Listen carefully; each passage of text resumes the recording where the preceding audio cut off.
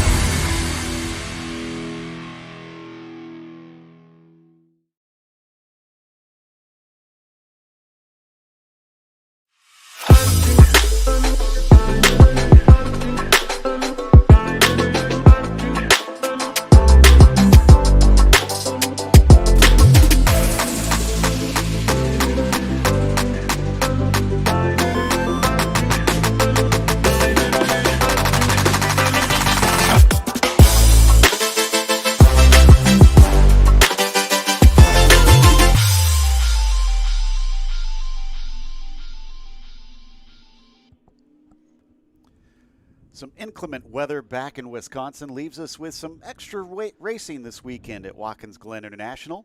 We'll swap one extremely fast track for another as we get ready for the Porsche Sprint Challenge North America GT3 Cup Series by Yokohama. I'm Joe Peak, and with me in the booth is former racer Joey Atterbury. Joey, we saw some dramatic races here last year, so I'm wondering if this place will deliver more of the same. Well, we just left a very dramatic Road America, and so, yeah, we kick off this Watkins Glen race weekend with kind of a race that we were supposed to have back there, but we are now here, and let's take a look at exactly where we are located in the Finger Lakes region of upstate New York, a beautiful 11-turn, 3.5-mile facility. Turn number one, definitely a great passing opportunity, but you got to nail the exit because it gets you the run up through the S's and onto the back straight. Look out for the outer loop. That's kind of that little bus stop chicane there. That's another great passing opportunity. But then from the outer loop, call it the carousel, all the way down into this boot section, it is filled with elevation. You exit the boot up at turn number 9, have 2 fast corners to kind of round out this lap here at Watkins Glen. It is a fast circuit. It is a circuit that drivers and fans tend to love up here in New York, so I can't wait to see the action that's going to bring. Same here, and hopefully the action allows us to see all these cars finish as we've got Cole Kleck on the pole for this one. Danny Jashelski, his first time being to this track, and he starts on the front row. Then we get into row 2 with Matt Siegel starting in third. Dave Musial 2.0, as he likes to be called, is going to be starting fourth next to him. On row number 3, you've got Tony Melito in P5. Scott Blend, looking very close to a championship at this stage, is going to be starting from 6th position. Then you've got Caden Kelly starting from 7th. He's the one trying to challenge Scott Blend for that title in Masters. Todd Treffert will be starting from the 8th spot. In row 5, we have the car of Reinhold Kron, flanked by Laura Eli to round out our top 10, Joey. Yeah, then is Therese Lalu here in 11th spot next to Tim Kesman in 12th on row number 6. And then it's going to be Frank Vitiello lined up with Josh Conley in 13th and 14th on row number 7.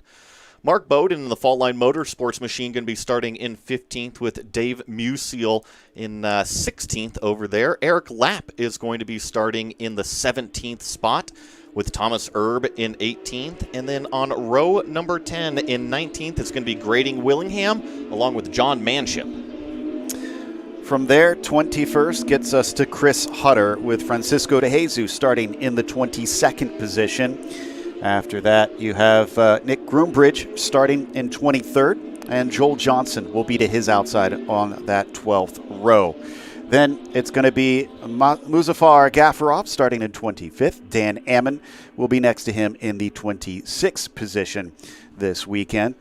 And then, of course, John Gilliland will start in 27th today, with 28th going to Snyder there in the 117.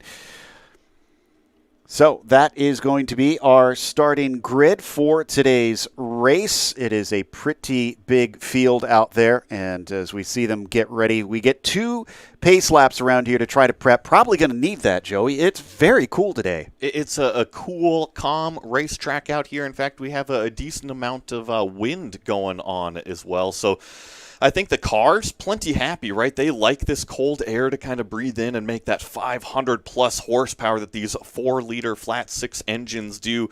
But the drivers, yeah, I'm sure that they're okay with it, too. You got to remember, on these hot weekends, it gets hot inside the race cars as well. So it might be that opportunity that drivers can turn off those cooling aids and really let just kind of the car do its thing.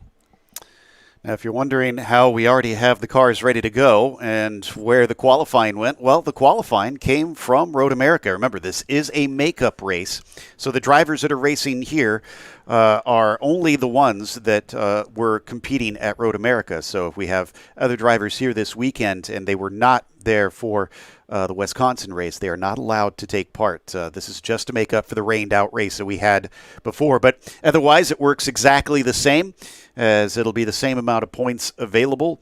And that brings us down to, after today, only 4 races left to decide this one, Joey. So it's getting down to the end of it. Yeah, you blink a couple times, and all of a sudden it's the end of August, almost rolling into September, and these seasons start to wind down. I know that looking forward to next year, some of those schedules already came out, so I'm sure that those customers and those drivers out there very antsy to see what's on the schedule for next year. But you got to round out 2025 here. And Watkins Glen is going to be one of those stops near the end of the season to do it. Well, and they've made some official announcements for next year as well in terms of the schedule. So we will be back to places like here at Watkins Glen and Road America. One thing I love, we're returning to Barber Motorsports Park. We went back in 24. We had to skip it this year. Really excited, as that's one of my favorite tracks. But this is also a favorite of not just mine, but the drivers, the fans alike. Watkins Glen almost always puts on incredible racing, and it's certainly a fast track. So hopefully everybody can be up to speed as the pace car is in. We're getting ready to go racing here today for what is makeup round number 2 for Road America, but it's green at Watkins Glen instead as we head down into the 90 for the first time in anger. Cole Kleck with a good jump over to Shelsky as they all break into there. We are 3 wide down for about 6th position, but everybody behind looks like, oh, we almost made it. Somebody was getting a little bit squirrely. Thankfully, it looks like everyone did manage to bring their cars up to the S's. They climbed towards the backstretch. It wasn't just 3 wide. I think there was multiple rows of 3 wide down into turn number 1 for that first lap. There's Therese Lalu almost making contact with that car. I believe that was Crines directly in front of her as we race down into the inner loop for the first time. Drivers have to bound their cars over these curbs, carry the speed into this long right-hander known as the outer loop, the carousel, and now we head down into the boot. This is one of those areas where there is very little runoff room through the chute here. Drivers will need to try and be careful, or else you can easily wind up with damage, but so critical in these early laps to try to get some track position.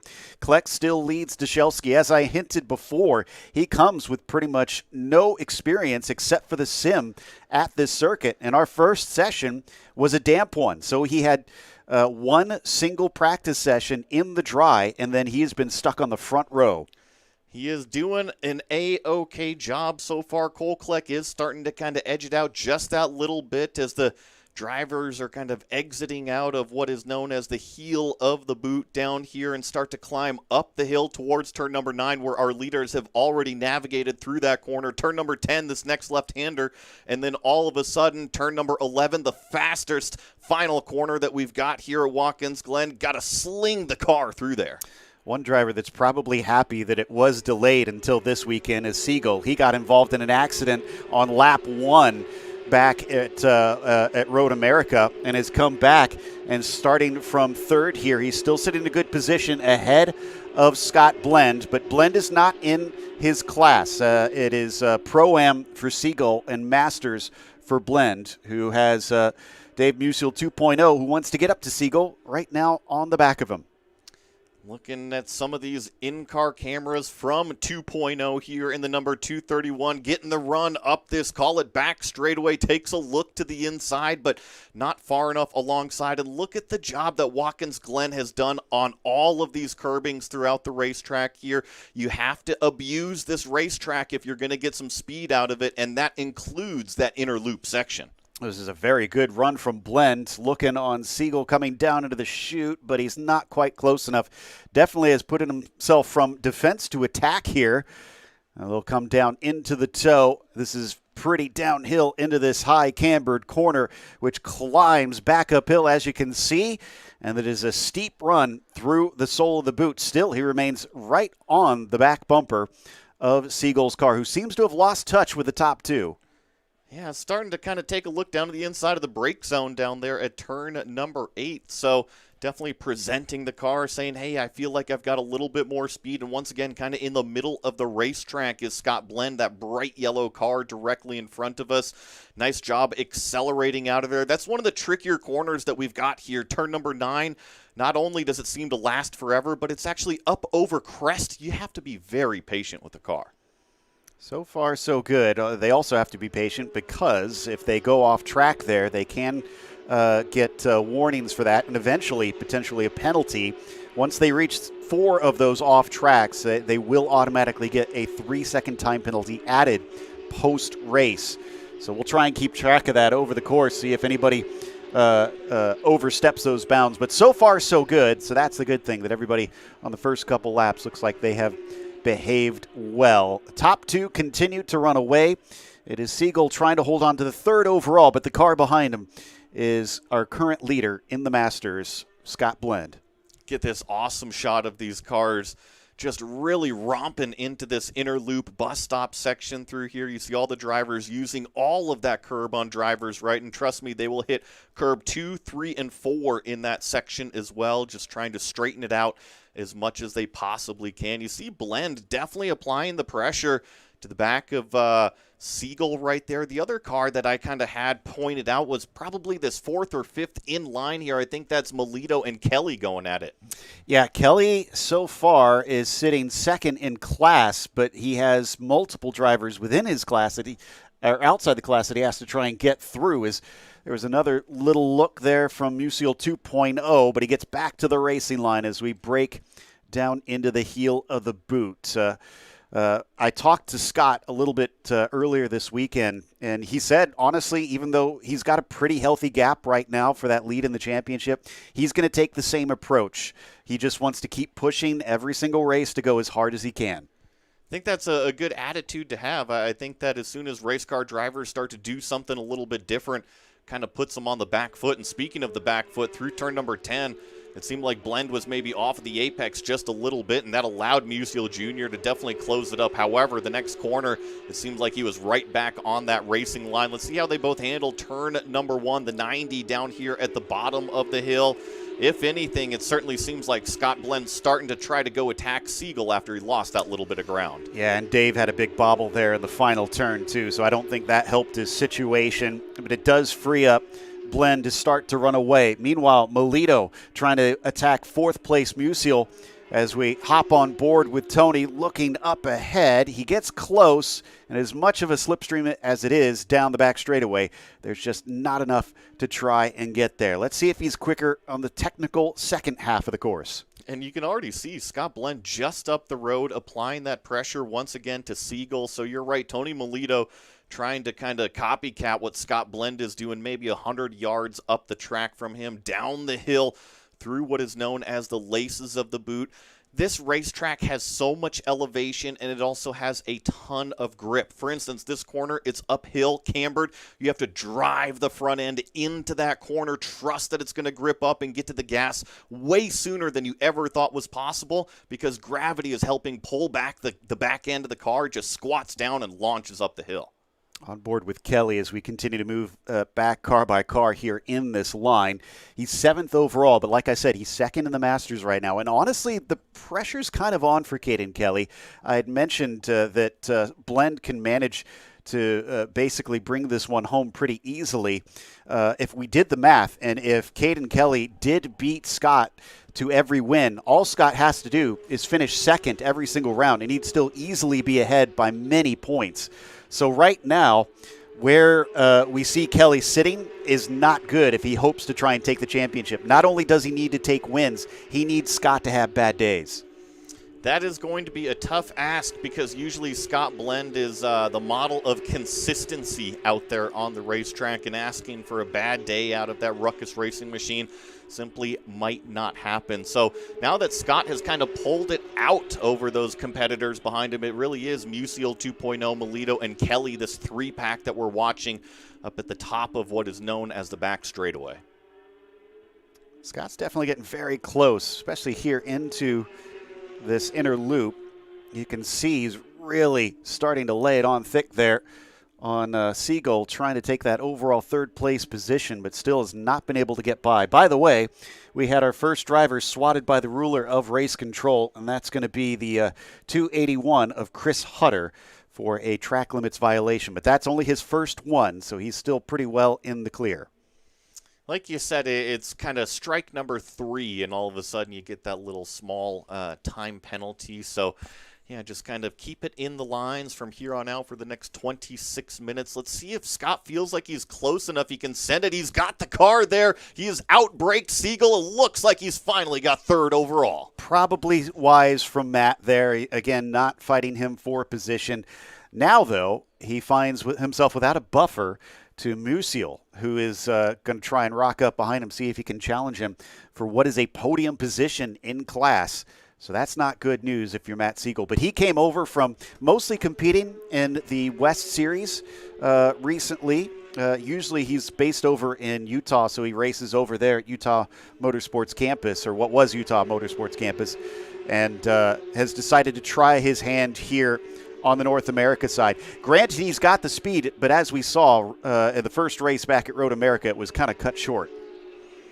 Let's watch now this 5-pack go up through the S's, one of the most famous parts on this racetrack. It is flat out in these cars, grabbing 6th gear all the way at the top of the hill here, accelerating all your way into those brake markers. And I mentioned this is a passing opportunity here into the inner loop. However, as the years have gone by and this racetrack has really widened out, it is less and less of a braking area going into there. So you really have to be side by side with somebody. Otherwise, you just go as fast as you can and make the track as straight as possible.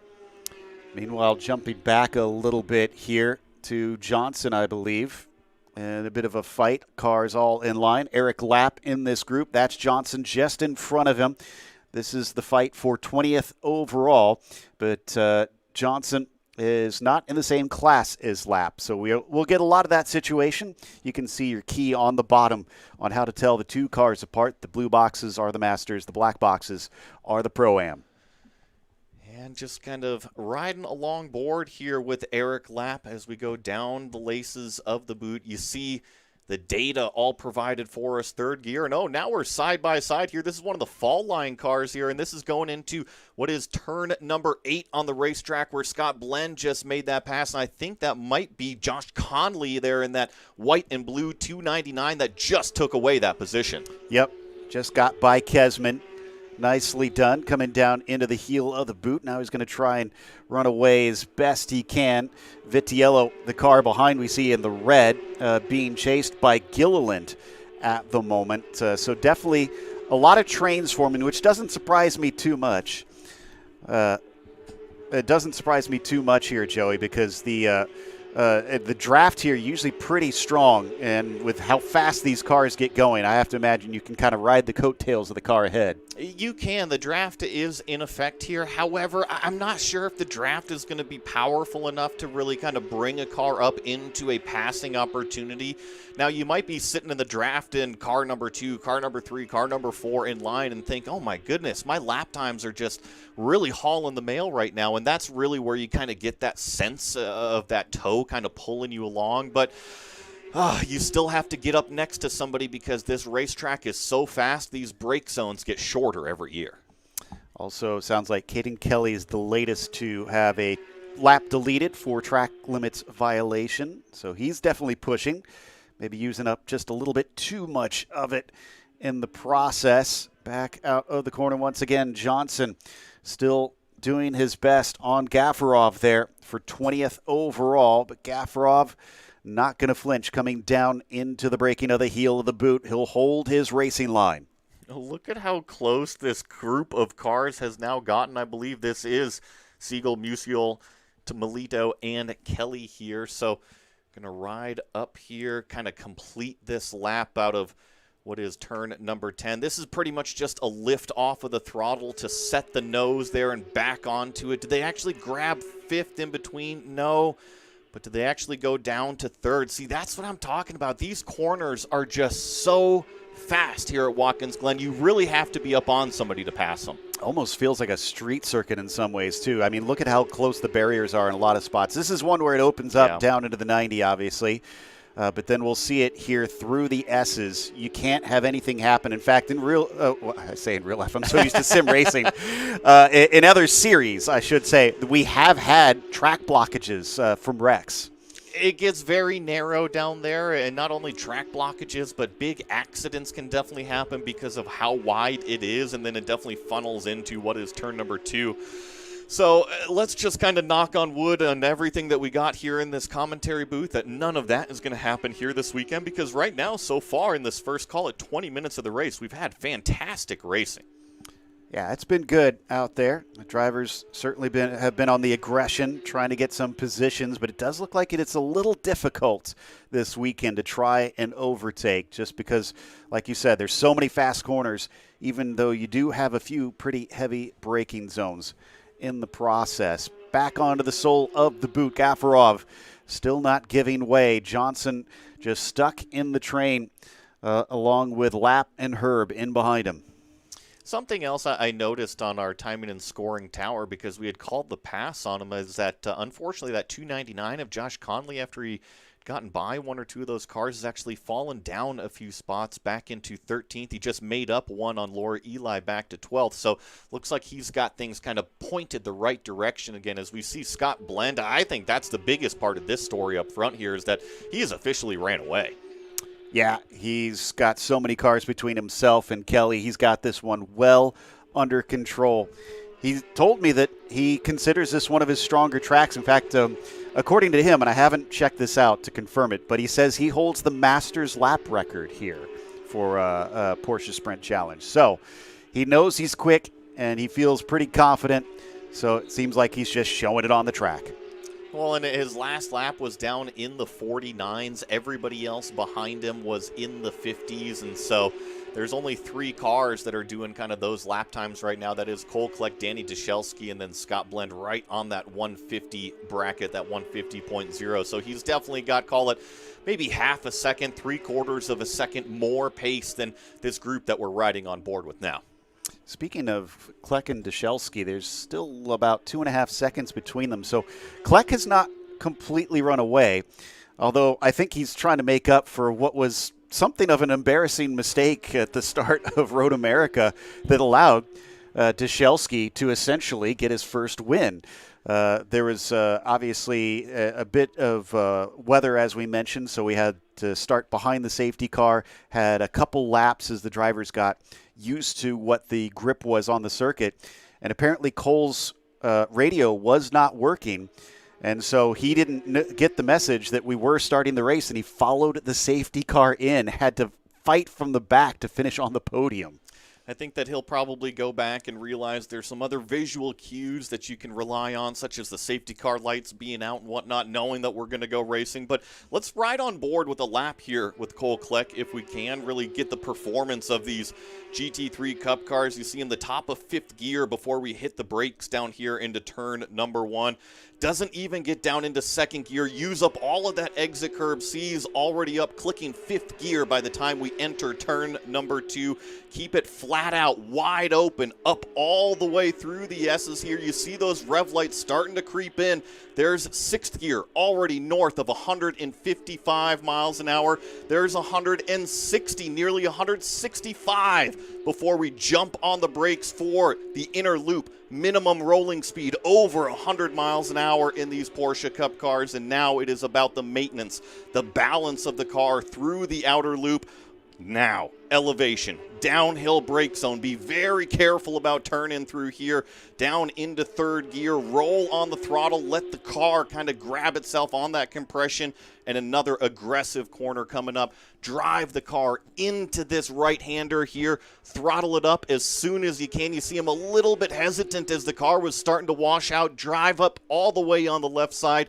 Now you can kind of take a little bit of a break right here. Breathe a little bit before you jump on the brakes for turn number 8. Got to be careful about those track limits on the outside, like we heard Joe Peak saying. Keep it nice in those lines. And now the most technical turn on this racetrack, 9, as you go up and over the crest. You see the car kind of dancing out loose as Cole was correcting the steering wheel. And now it's pretty straightforward. Lift off of the gas here for this left-hander, and one more corner to round out the lap. Some impressive stuff. He's been running 149s out there, so certainly going pretty quick as we get back to Kesman. I was kind of eyeing this on our timing and scoring as well. Vitiello just behind him, and then I'm trying to figure out if that is Hutter or Musil, because we just had a change on our timing and scoring. Yeah, that is Hutter that has managed to get up there. So he's overtaken Musil Sr. and got himself up a position to 17th overall. Let me see where he is in class. That's 8th in class for Hutter. And look at these shots from our Yokohama blimp, call it. I mean, we've got beautiful blue skies, sunshine beating down on this racetrack right now. There's a little bit of some mixed weather yesterday. It was kind of overcast earlier, but the weather is changing for the good here in upstate New York. Yeah, it was still wet this morning from all the rain we had last night. Hence, I mentioned the damp practice session that drivers had early in the day. But it dried up pretty quickly. Even though it is chilly out, the sun has made sure to dry everything up pretty well here. Vitiello starting to look a little bit close to Kesman now, but this is for 8th in the Masters class between these two. Kesman in the green, Vitiello in the red. See if they're able to close in at all through this section here. Like I said, you have to be so aggressive through the inner loop, using up all of those curbs. And actually, the most aggressive was Hutter. That 3rd car in line, call it that silver and white car, now as Vitiello starts to close it in that little bit more. And we're going to jump up to this battle of, once again, Musil, Kelly, and Melito. Coming down to the braking, the heel of the boot. And nice little fight here between them. Coming up then back towards turn 9, although we have taken to referring to that straight away, I guess, as the Achilles, and then we said the fibia for that turn, didn't we? I believe the heel exit is the fibula. Fibula, that's right. That's right. The fibula is the name of it. So we were getting deep into the weeds of the of foot anatomy. Deep into here. the skeleton. Yes.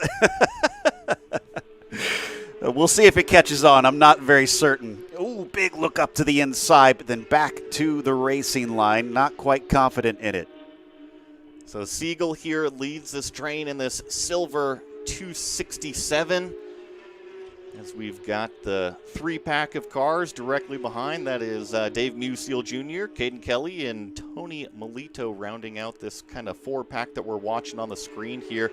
It is just sometimes that frustratingly close battle that you got cars and drivers that are so similar on lap time that you're not necessarily going to make up this 5 or 6 car length gap. And the reason why we just kind of caught our breath right there is that Tony Melito just had a huge loose moment on that second apex going through the inner loop. The car is doing a whole lot right there, and thankfully these Porsches handle everything, including those bumps, extremely nicely. You kind of touched on it earlier that, I mean, the inner loop was a chicane added to try and slow them down to make it safer going into the carousel or outer loop. It doesn't feel like it slows them down much anymore.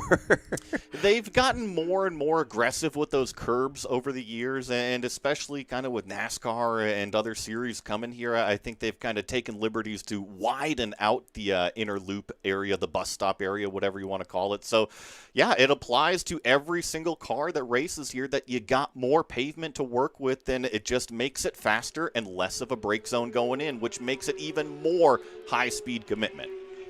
Musial 2.0 still chasing, looking for a potential class podium here. One thing that I find interesting is every once in a while we see him kind of fan out his right-hand fingers on the wheel. I wasn't sure if you had any idea what that was about. I've seen that too. I'm not sure if he maybe is just stretching, his fingers a little bit. I was always told by my dad when you're out there in the middle of a battle, wiggle your fingers, wiggle your toes, take a deep breath, realize that you are out there and you don't need to be death gripping the steering wheel, but it could also just be a little bit of muscle reaction too. Yellow flag at turn 5 showing up, and full course yellow. So turn 5, that would be the outer loop. Did we have an issue out there? We'll see if we can find it as we see our battle now enter into that area. But our first of the weekend, 12 minutes plus a lap to go, depending on what sort of incident we have, and it is on the entry into turn 5. That is a common place to see cars wind up, sadly.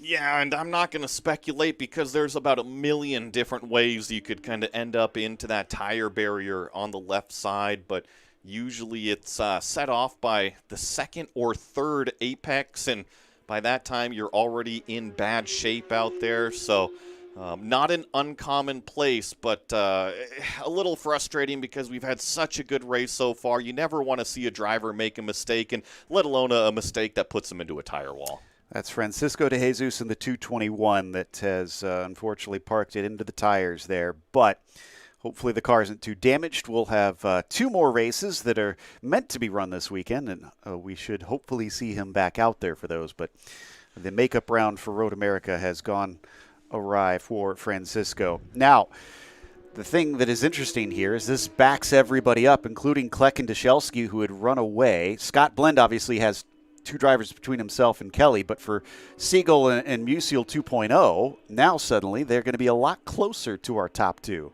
It's an interesting situation that everybody's put in when we get these full course yellows because, like you said, it packs everybody out. When we get stretched out from racing, you get groups of cars that are kind of similar in pace. Now, when we have these restarts, all of a sudden everybody is literally bumper to bumper, and you get those huge spurts of acceleration, which can cause those track position changes. Here is the safety crew getting across the racetrack and going to hook up this car. I don't see any big damage on the tire wall or anything, so hopefully it wasn't too much of an impact over there and just kind of clean it up a little. Yeah, they're not showing any sort of big debris field or anything, so yeah, maybe just kind of lost it and nosed in there, car unable to carry on.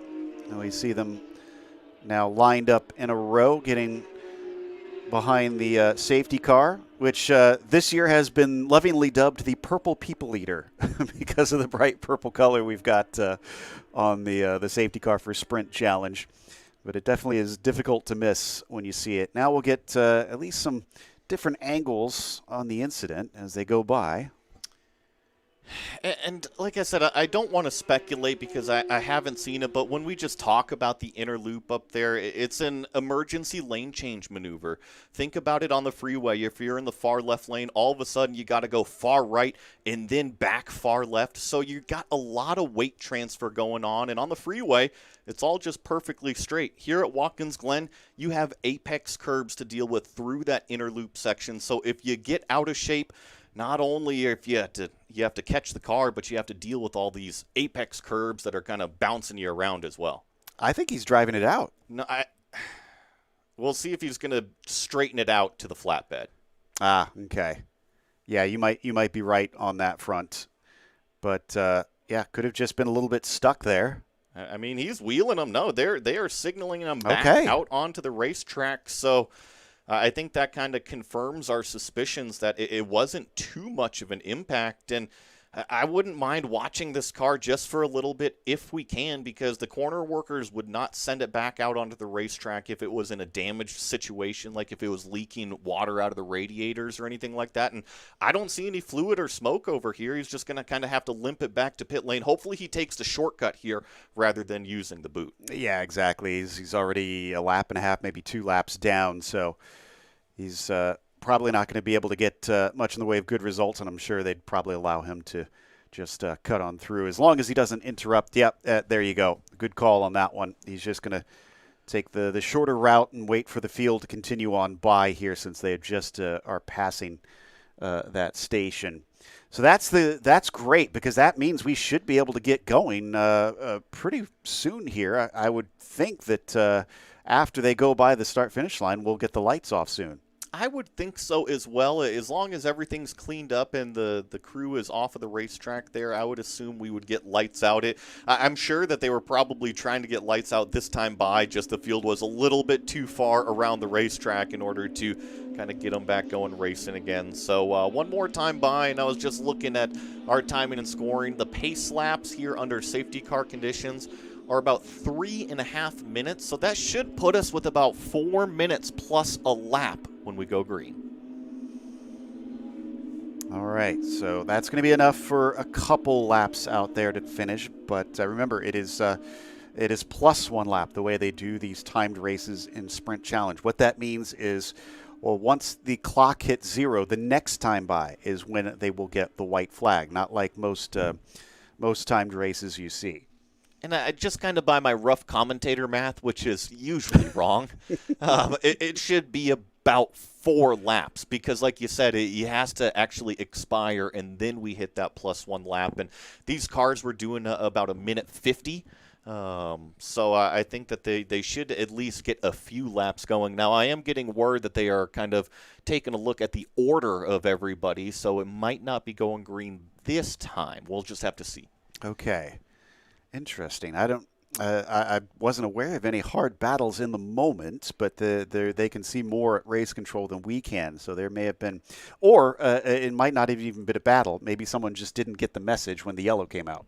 Could have also been that. I've seen a couple of these transponders kind of drop the drivers down the order and then kind of re-pick them up next time they go through a timing loop. So it could just be verifying everything and actually getting word right now that lights are going to be going out this time. So we will, in fact, get that green flag restart.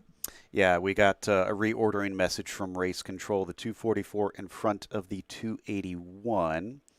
And I was trying to see if I could find them. So that's Kesman and Hutter. Yeah, they were in a bit of a fight, so that could have been something where it was just difficult to tell in the moment who was supposed to be where. All right, let's get going racing once again.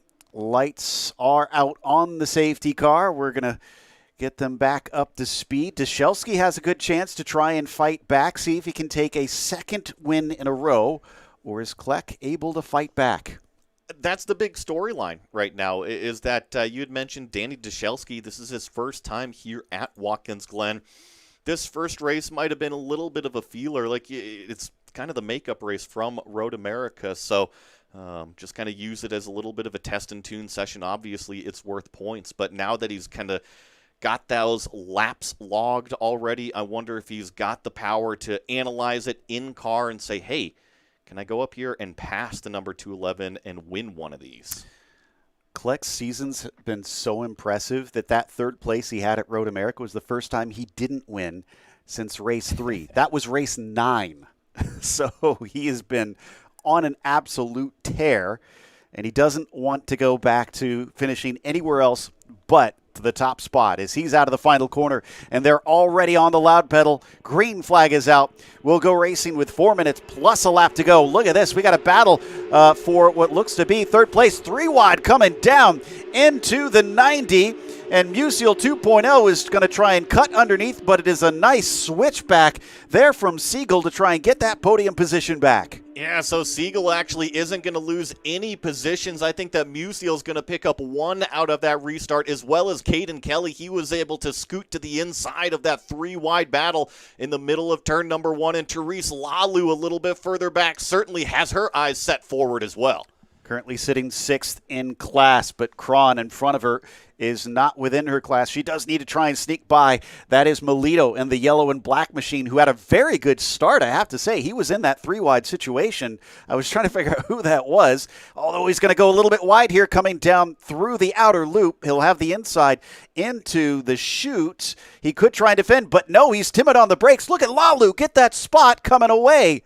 Not 1, not 2, but 3 cars, and now he's going to actually have to deal with being the meat in the sandwich of potentially 3 wide. He might have a problem with this machine, or he's just trying to stay out of the way. Something does look wrong here. He's been going slow this whole lap, so yeah, I think something is awry with that car's multiple drivers using his opportunity or inopportunity as their own. And coming up around the outside into the braking, we'll go back to Lalu, who is on the attack with Cron. And I believe this is Conley and Gilliland just behind here. So Gilliland gets to the inside of Conley, up inside of turn number 9, takes that position away. Gilliland coming over from the 991 competition last year, now competing in the 992 cars, and is very much in the thick of things in that number 280. They'll cross the line, and he's currently fighting for 4th with Treffert just in front of him. I think I saw that Caden Kelly and Melito were side by side down the front straightaway here, so they are locked in a pretty fierce battle, and here they are on screen. So Caden Kelly is leading here between this 2-pack. Like I said, they were just next to each other down this front straightaway. Now they've kind of separated out by about 2 or 3 car lengths. Yeah, Melito trying to hold on to what is Kelly trying to hold on to what is 6th overall. And Melito is doing his best to get by him. He's looking to try and catch up to Musial there, who sits 4th in the class. But Musial has been hounding Siegel all race long to try and decide that last step on the podium. By the way, that last step for the Masters is Cron. Yeah, and you know, Musial's up here, Siegel's up here, Caden Kelly's up here, Melito's up here. All of our regular players from before we went full course yellow, and we got another full course yellow on our screen right now. So I've got a little bit of dirt out of the exit here. That wasn't where the accident actually happened. Showing back at turn number 5 once again. Okay. Yeah, I was a little scared there because that's so fast down the hill out of the chute when we had that puff of dirt. So another driver, though, is in the same exact spot once again.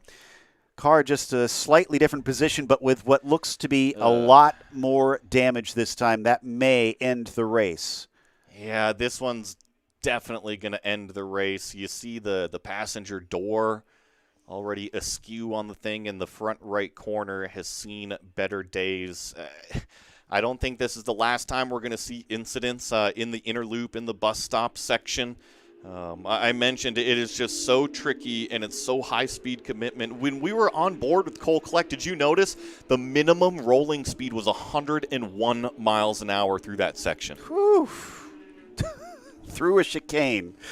That's amazing. And that's Willingham, unfortunately. Grady out of the race now with a DNF. And I was going to point out, too, that 3-wide battle on our restart, I think it was the 218 car that was a lap or 2 down that was kind of mixed up in the front of the field, and that's why he was so far off pace. Okay, yeah. Groombridge. You're right. That is Groombridge's car. Now that you mention that, thank you, Joey. A bit strange that he wound up a lap down. I wonder if he had a visit to pit lane that we didn't see, because we didn't have enough racing for anybody to go a lap down. So ripped the right-hand side door off, it almost looks like. I bet you he simply got loose on the second or third apex, which are both left-handers, right? Our first apex is a right-hander going into the inner loop, and then you have 2 left-hand apexes, and then where the cars are coming through, where we can see is the 4th apex, and that is a right-hander. So if you get the car loose on those left-hand apexes and it actually spins completely around, that means you're going to be entering that tire barrier with the right side of the car.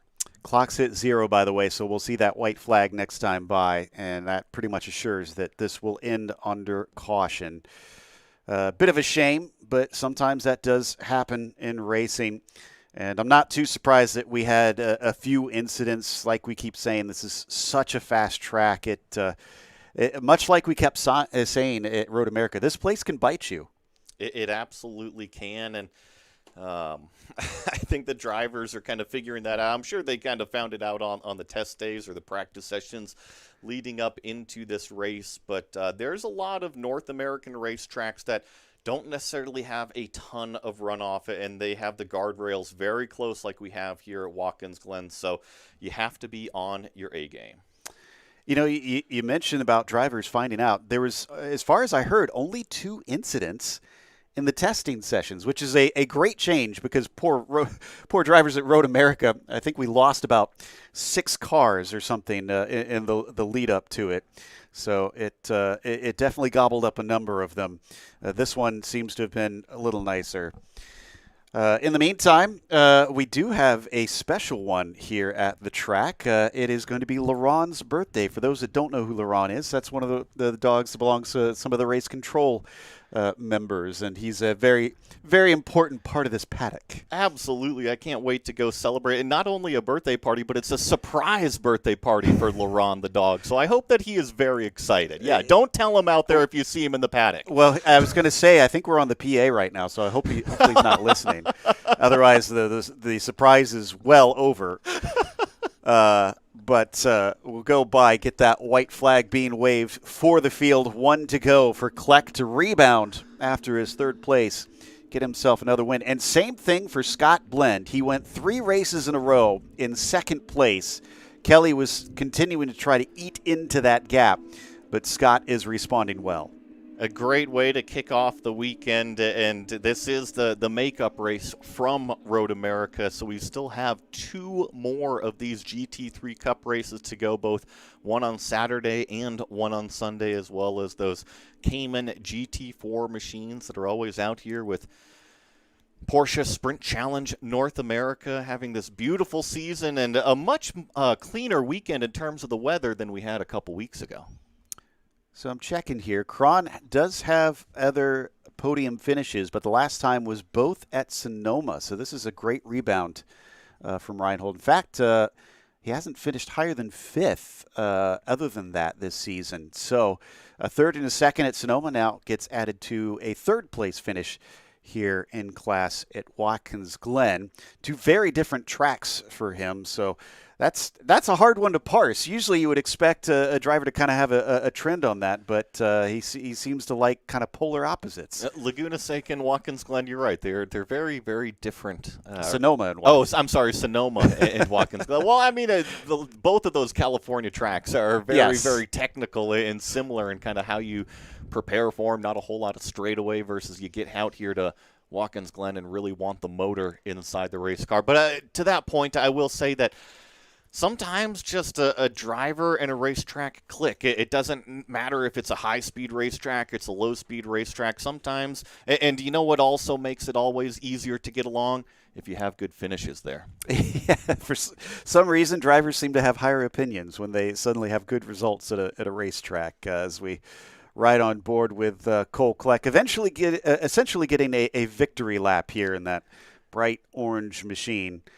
and like we said, is handily leading in the Pro-Am standings. It is more than 100 points. Yeah, I think, more than 100 points that he's got between himself and Tony Melito, who just moved up into second, past Alan Metney. But Alan is back this weekend. We mentioned that rule before. Alan not allowed to race in this race, even though he is here. I like what I'm seeing out of Cole Kleck right now. This was, it's kind of known as the cool-down procedure.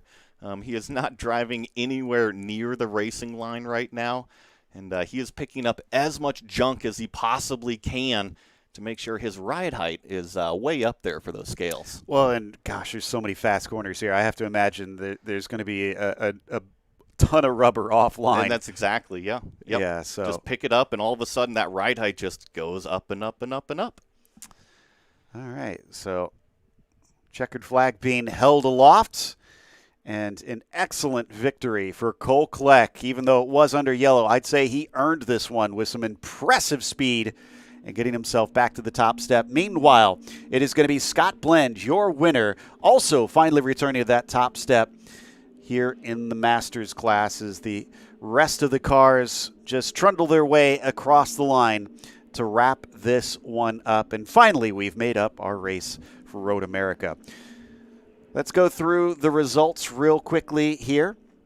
As we mentioned, it is Cole Kleck, your winner here today. Dashelski is second with Blend. Third overall, but victory in the Masters. Siegel with a nice podium finish here on Pro-Am. Musil 2.0 will finish in fourth. Caden Kelly was second in the Masters, but sixth overall. Tony Melito wound up seventh overall. And then Ryan Holcron rounds out your podium for the Masters, also eighth overall. Then we get to the rest of the field with Cron finishing in third, as I mentioned. Lalu finishing in ninth. You've got Treffert in 10th, Gilliland in 11th, and then Josh Conley in 12th. Then it's Chris Hutter, P13, Bowden in 14th, and Laura Eli 15th. Kesman in 16th, Vitiello P17, and Musil Sr. in 18th. Gaffarov was 19th with Johnson in 20th. I'll just wrap these up. Lapp in 21st, Manship 22nd, Herb 23rd, and Groombridge in 24th. Willingham and Jesus DNFs today. We've got some more coverage coming your way. Up next, it's going to be our podium ceremonies here at Watkins Glen.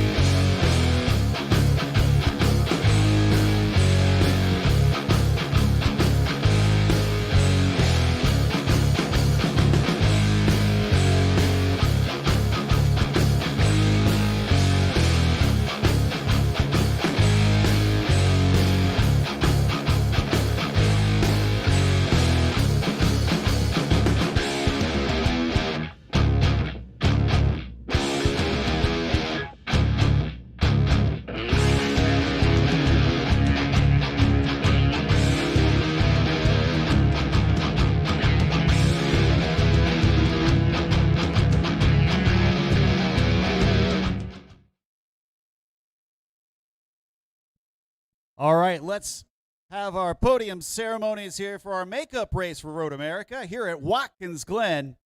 We're going to start off with a 992 Masters. Finishing third today, it's the driver of the 233, Reinhold Kron.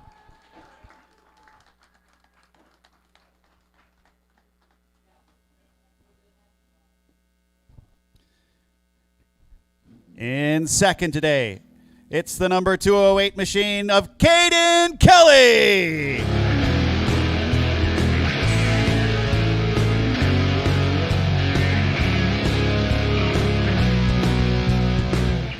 And our winner today, driving the 245, back on top, it's Scott Blinn.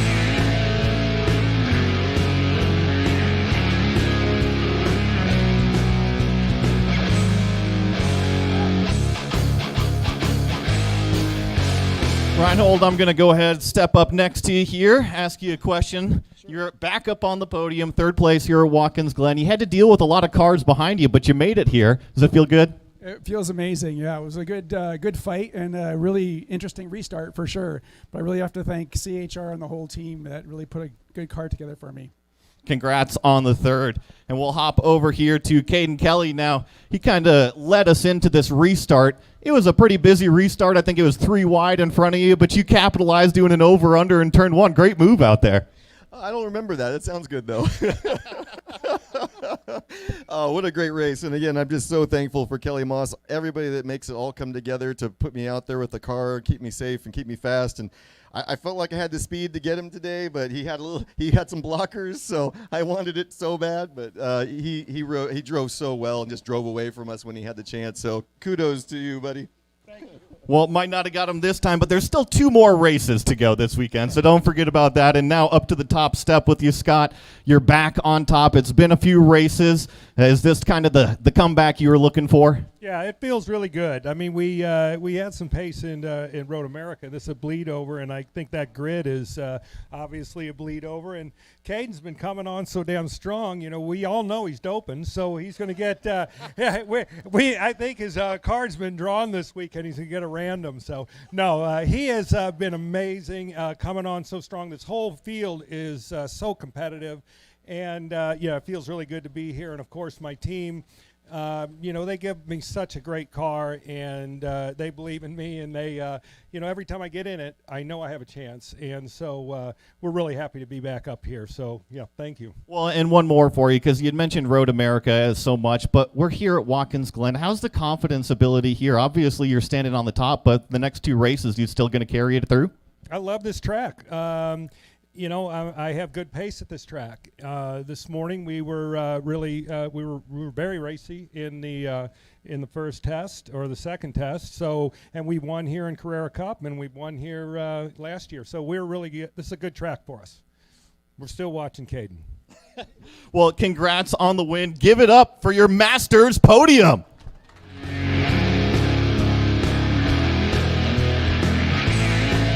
Can we get change hats, please?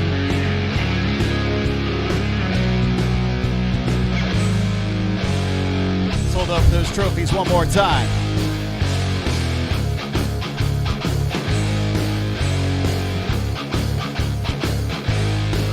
And I know it's chilly, but why don't we spray a little champagne?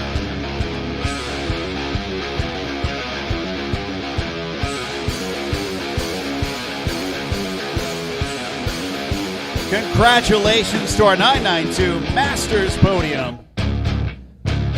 First race of the weekend, putting on a show. Up next, we're going to do our Yokohama Apexin Award. Today, that goes to the driver of the number 280. It's John Gilliland.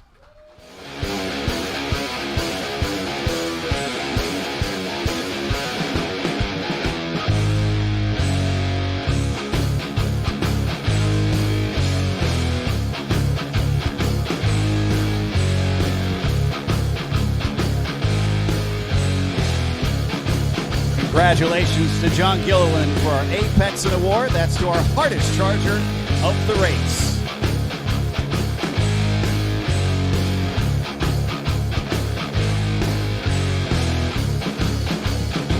Up next, it's time for the 992 Pro-Ams.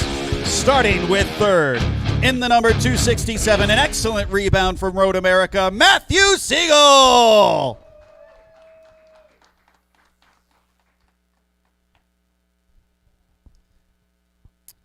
Finishing P2 today, it's the number 252, Danny Dashelski.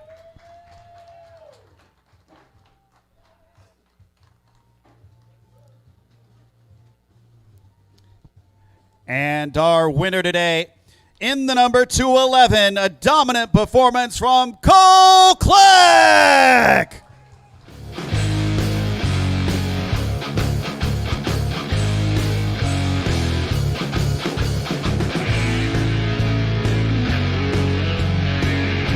Matthew, we're going to start here with you. You had a very, very busy race. You had a lot of cars in your rearview mirror, but you were able to kind of hold them all off there. Yeah, it was a lot of fun. I was battling pretty hard, trying to fend, watching the mirrors a little bit. Yeah, it was a good time. Well, good luck in the rest of the weekend. Great job on the third place to open up Watkins Glen. And we'll hop over here to Danny Dashelski. Now, I understand this is your first time here at Watkins Glen. You're second in the first race. Do you have your eyes set on more? Yeah, really surprised with how well I was able to acclimate to the track. It's super fun. That was honestly a really fun race, especially at the end. And I'm just hoping to have an even tighter battle at the end. Congrats on the second place to open up the weekend. And now Cole will climb up here. Road America, we probably want to forget about a little bit, but we got the orange car parked here in Victory Lane. So this is a little bit of a redo, and it's got to feel good. Oh, it feels great. This is definitely a redemption for Road America. And speaking of the two different tracks, obviously very high-speed race tracks. You've shown yourself fastest here so far. Do you have even more speed out there? We do. We're going to get with the team tonight and find some more changes that I want to make to the car so we can go a little bit faster tomorrow. And we just need to find that little bit more in where we can find more tire grip. But tomorrow's going to be better, and we're going to win tomorrow. You heard it from the man who's standing on top. Cole Kleck says he's going to win tomorrow. Give it up for your Pro-Am podium.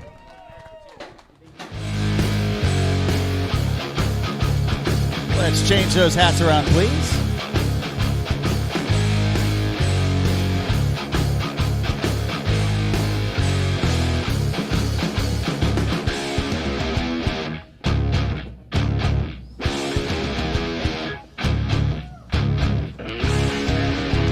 And now you can spray a little champagne.